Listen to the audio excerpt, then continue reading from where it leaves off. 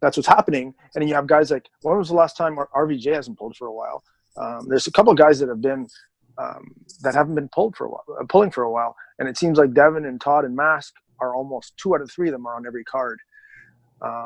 But they're the biggest. They're their biggest stars, right? So it kind of makes sense.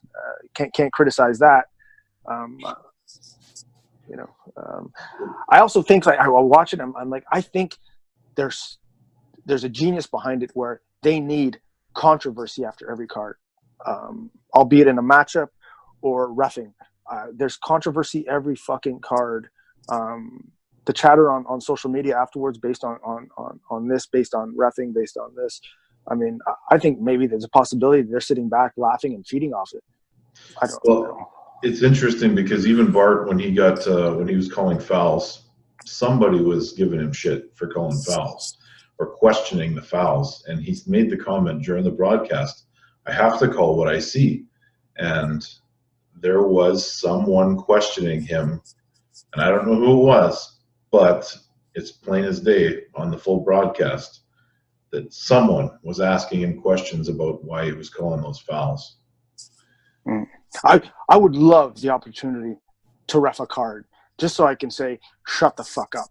I'm taking control of this match. Shut your mouth or I'm going to foul you right out. And I think Bart's a great guy. I think he's a strong ref. I just think he's put in this shitstorm and he struggles sometimes with it.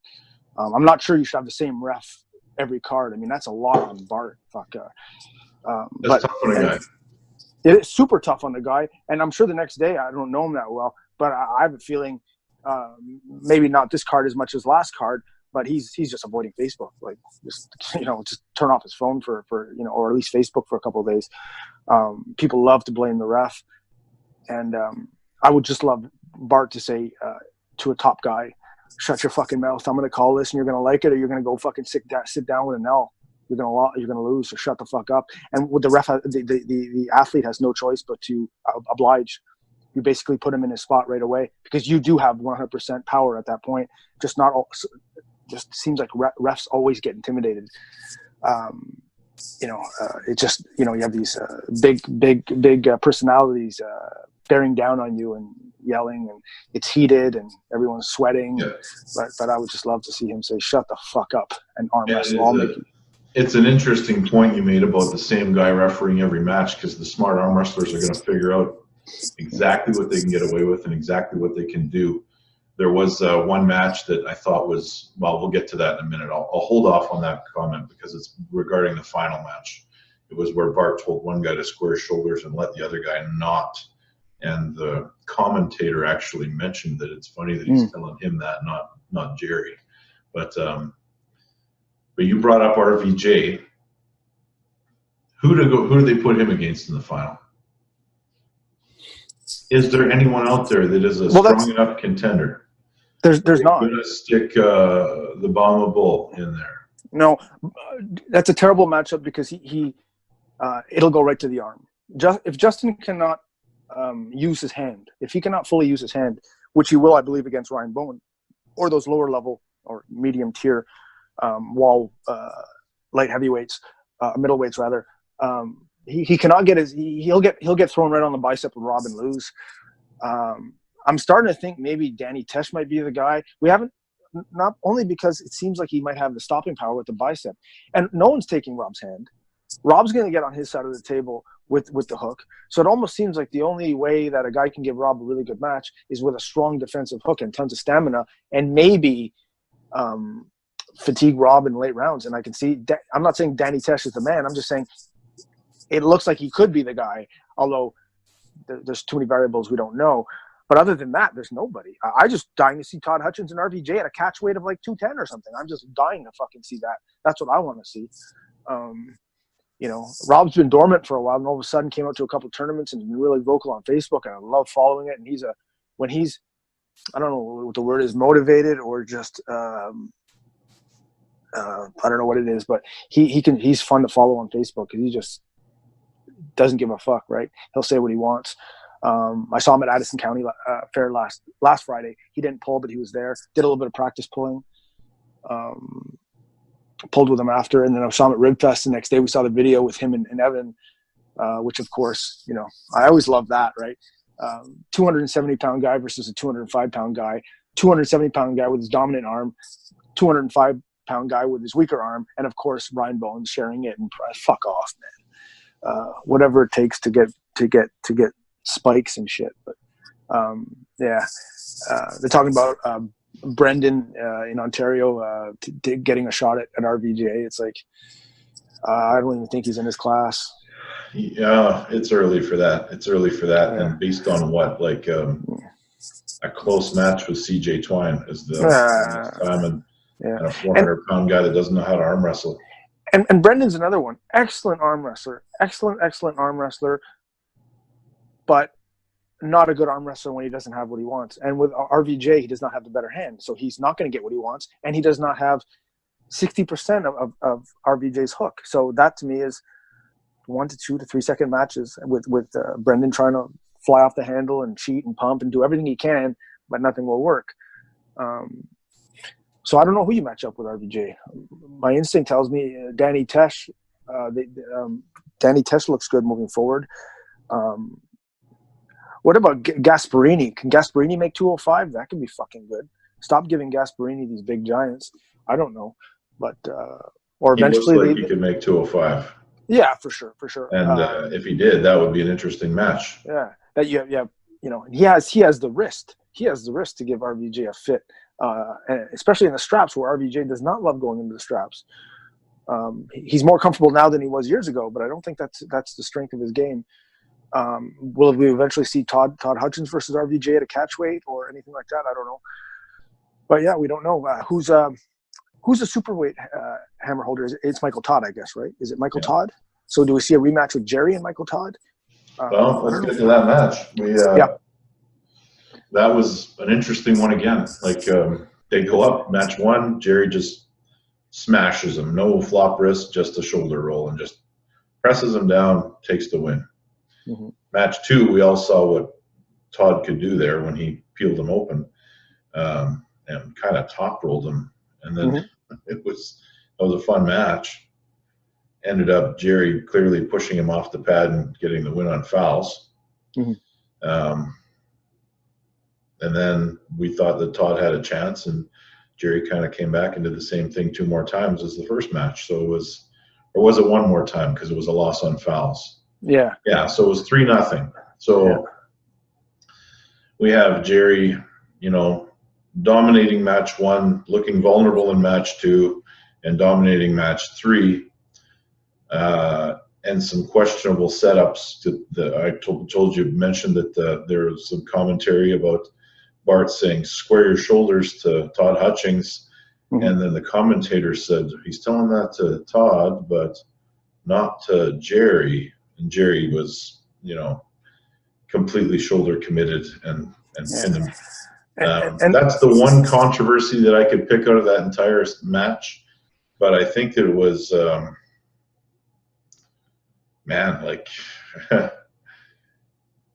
it doesn't show me anything that would indicate that Michael Todd and Jerry still wouldn't be a great match. And it's a different skill set. Michael is, just from his range of motion, is not going to be able to stretch Jerry out as much as Todd Hutchings did. It's going to end up press on King's move. I'm fairly certain of that. And but I think that match needs to happen just for everything to be set right with the world. Michael Todd either gets that loss avenged, or Jerry proves that he's got Michael's number. And I think that's the match that has to happen. I think that's the one match that we can be confident will happen. And yeah, that's it. It's another unfortunate matchup because my prediction was Todd winning, much like he did in match 2 before he fouled, having back pressure with pronation and surging to pin. Unfortunately, with Jerry's style, the difference between him being completely square right through into the ready go and not being square can be the difference between winning 3-0 and losing 3-0. Once again, I feel that Todd was my favorite arm wrestler, favorite arm wrestler in the Wall League. I find that he's being, he's coming in trained, excellent honor and effort, and he's just getting railroaded. And I'm not saying, I don't know if there's a conspiracy, but I just, that was tough to watch. That was just all on setup and then squaring of shoulders, and that could have easily went either way. Regarding Jerry and Michael Todd, that's historically that's the best match we've ever seen when those two pulled each other in that huge war. So logic tells me they want it to happen again. Logic tells me they're going to make it for Mike Todd to win, and then they're going to have a third, like a rubber match between to see who the best is out of those three matchups. I just think my take on that whole thing was, again, even though he lost, Todd Hutchings lost. For me, that's the highlight of the card. The fact that he was able to, open him up and virtually pin him, albeit an elbow foul. It's an impressive guy. They either give him heavier guys that are super quick, or they give him guys that are 100 pounds heavier that are almost as strong. It's almost unfair for him. He's way too strong for the 205s, so they give him giants. It's interesting that you said that they would put Jerry and Michael Todd in a rubber match if Michael Todd happens to win. He will Jerry win the second beat Michael Todd last season, and they made him jump through some serious hoops just to get this far. I think if Michael Todd beats Jerry, I don't think we'll see a rubber match. I think we'll see Jerry get Jerry may earn his way back there, of course, because he's a killer, but I think you're going to see him with some other matches, maybe, that might be a little bit different. Maybe some different guys coming in to pull him. Yeah. They definitely ride their favorites, that's for sure. It's not purely on merit where you go. It has a lot to do with their stars and who's getting the most views and all that shit. Well, we have the one match that makes sense. We have Michael Todd versus Jerry Cadorette for the heavyweight hammer. Yeah. And then we have a couple other champions where we don't have a clear contender that's going to come up and beat them or to have a match with them. And then we have maybe a few other matches that they're going to sprinkle in there. But who could it even be? Is it 3 matches because the show is half the length? That's entirely possible. I don't know why they're doing that, but it's the show is half as long, so we might only see 3 matches. If we see more, Devin is injured. Who else would they bring in? Well, he claims he's hurt and that he wouldn't be ready for a big match like that until later in the year. So that's what he's kind of going with. So that's where we're at with that. I don't think Devin's going to be on the card coming up next month, according to Devin. And who would you put him against anyway? Who makes sense? Matt Mask? But you don't want my answer on that. He'd be tossed out of that league after his last performance. That's for sure. I would never have him arm wrestle again, unless he's willing to write in a contract on paper, sign his name to that he'll stand up and arm wrestle. Michael Todd's king move is one thing. What we saw last time should never, ever, ever happen again. I'm not going to beat that drum over and over. But who do you give him if he's not willing to stand up? I mean, who do you give him? Matt Mask? Matt Mask could be a good matchup because Mask doesn't have the horsepower to maybe pin him. Devin can maybe get a stoppage late, maybe with the King's move, kind of. But then again, he could lose 3-0 to Mask very easily as well.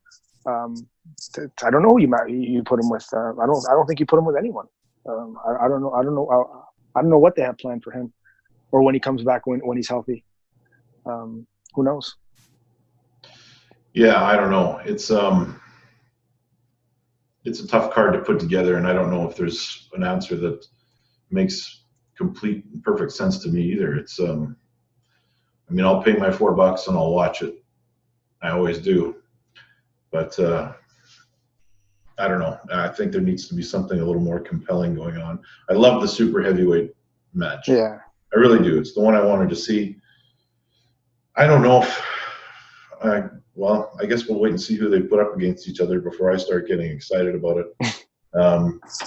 We got some other stuff coming up, like the top 8 things, the top 8 stuff. That's going to be fantastic, I think. But if you're ready for it, we got lots of Q&A. Let's do it. All right, man. All right, number one. This is from Josh. And again, guys, send the Q&A into CanadianGangsters@gmail.com or inbox us on Facebook. I've been taking a lot of these questions off of the comments pages, and at times when they're done on Facebook from different shares and different pages, we lose track because these videos get shared all over the place. So from Josh, it says, do you think WAL changing pad position and pin pad height would eliminate the extreme Kings move so that it could equalize outside and inside pullers? I think WAL pads favor outside pullers just because the pad going all the way to the back of the table. Just 100. Yeah, go ahead. Well, that's the whole question, and I think the answer is clearly yes. I mean, if you went back to the 7 or the 7x7 pad and a little bit higher pin pad, you would definitely eliminate the range that someone could travel with their elbow as far as going into an extreme Kings move and how straight their arm could be with the higher pin pad. Yeah, I think the answer for that one is fairly easy. Yeah. There's two ways to structure your table and the rules when you start a league like this. One is to structure it based on the type of arm wrestling you want to see. That will get the most publicity and the highest value. The second part is to just cater to the stars that you think are going to be stars. And they went with the latter. Devin, Matt Mask, and I think Travis with these tall runners. And they said, bring it back an inch. So now you have so I agree completely with you, but you have a table and a rule setup that gravitates towards top rolling and running. If I were to make a league, I'm not saying I would bring an inch, the front of the pad up an inch, but I'd like maybe a half an inch on the front, half an inch on the back. But I'm leaning towards 1 full inch on the front towards the center of the table. If you do that, probably the pin pad could remain the same. But I'm a big advocate for right across the board, bringing the pin pad up a half an inch. Start with half an inch, only because I think if you bring it up a half an inch right across the board on all leagues, you minimize king, but you also slightly minimize bicep tears and arm breaks, even if it's only by 10, 20%. I like matches that are stuck into the center of the table. I like stuff like that. I don't necessarily love matches where one guy's stretched, the other guy's leaning on him half an inch from the pad. I think, it rarely changes the outcome. And number two, it adds to the time length of our tournaments. So I think that can fix a lot of things. Maybe in time go up an inch, but I think that's dramatic. I think we can start with half an inch and leave the pads as they are in WAF or CAWF, or if anything, bring them up half an inch from the front, and you'll see more wars. You'll see less running and more jumping in with the shoulder. But I mean, the table is also built for every body type and every body size, so it's. Well, not really. Well, I think the table's built for a man 5'11" to 6'1". Right. I see the guys that are very tall are not always super easy navigating. I mean, someone your size, your legs have to be spread out, scissor type, just so you can get, a good angle of attack at the table. Someone like me, I can post my leg and I can pull really hard through the chest. But if I get on the defensive side, I can open up a bit. I think the table's made for 5'11" to 6'1". Under 5'11" or over 6'1", you have to start making adjustments. But anyway, it doesn't matter. We all make adjustments regardless. So I think that the table's the issue. But I definitely think things can be done. Wall should adjust the table. They should adjust the rules, and they should get a ref in there that tells people to shut the fuck up. But that's none of my business. And none of that is Bart's fault. I think Bart is a good guy, a genuine, authentic man put into a shitstorm of politics, conspiracy, and intimidation. But yeah, so to answer that guy's question, I agree with you 100%.